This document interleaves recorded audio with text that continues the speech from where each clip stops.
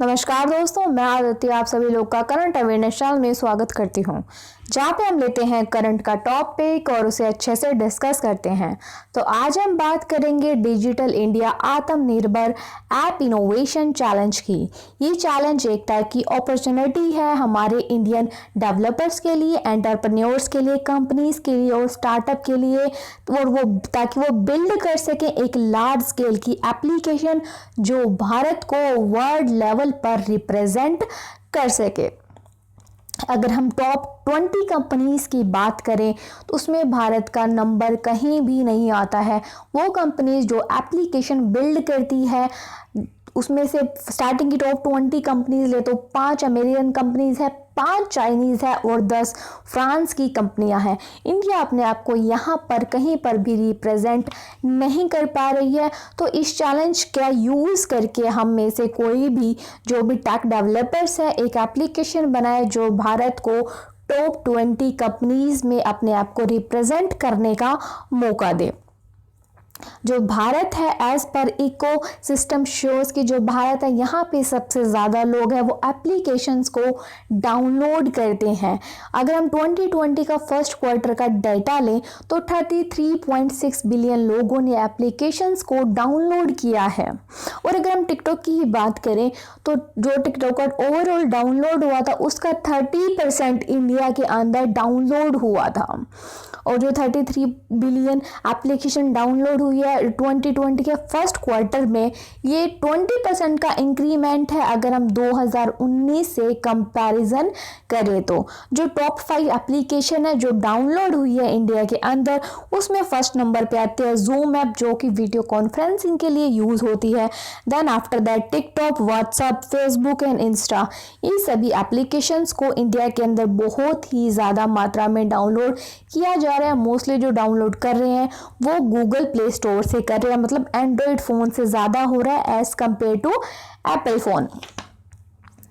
और ये जो जितनी भी एप्लीकेशन है अगर इनको कैटेगराइज कर दिया जाए कि कौन कौन सी कैटेगरीज में सबसे ज़्यादा एप्लीकेशन है वो डाउनलोड हो रही है, वो गेमिंग ऐप है, यूटिलिटी है, file transfer, entertainment, social and communication, इन सभी कैटेगरीज के अंदर है वो जो डाउनलोड एप्लीकेशंस हो रही है।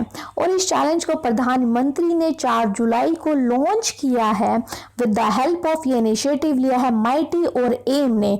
माइटी हमारा ministry of electronic information technology, AIM है अटल इनोवेशन मिशन जो कि नीति आयोग के अंडर आता है और वो प्रमोट करता है इनोवेशंस को और एंटरप्रेन्योरशिप को अक्रॉस द इंडिया। इस चैलेंज का मेन एम यही है, वो एनकरेज करना चाहते हैं हमारे टेक में एबिलिटी तो है, क्योंकि अगर हम रिसेंटली की ही एक एप्लीकेशन ले लें जिसका नाम है आरोग्य सेतु एप्लीकेशन, वो बनाई गई, वो इंडिया में ही बनाई गई, इंडिया के ही टेक मतलब डेवलपर्स ने बनाई है। वो एप्लीकेशन में 3 महीने के अंदर 130 बिलियंस का डाउनलोड हुआ है उस एप्लीकेशन का। और ऐसे ही 1 महीने पहले एक वीडियो कॉन्फ्रेंसिंग इनोवेशन चैलेंज हुआ था जिसके अंदर 2000 एप्लीकेशंस ने रजिस्टर किया। और ये जितनी भी एप्लीकेशन थी मोस्टली रजिस्टर हुई है स्टार्टअप्स के थ्रू। वो जयपुर के हैं, चेन्नई के हैं और हैदराबाद के स्टार्टअप है जिन्होंने इस एप्लीकेशन को रजिस्टर किया। 2000 जो एप्लीकेशन है उसमें से सिर्फ 5 ही एप्लीकेशन को शॉर्टलिस्ट किया गया है फर्दर एवोल्यूशंस के लिए। और ये चैलेंज है इसको 2 पार्टीशन में डिवाइड कर दिया गया। फर्स्ट ये है कि आप आइडेंटिफाई करो जो इंडिया के लोग ऑलरेडी यूज़ कर रहे हैं एप्लीकेशन और उसमें पोटेंशियल है ताकि वो वर्ल्ड लेवल पे जाके काम कर सके और इंडिया को रिप्रेजेंट कर सके।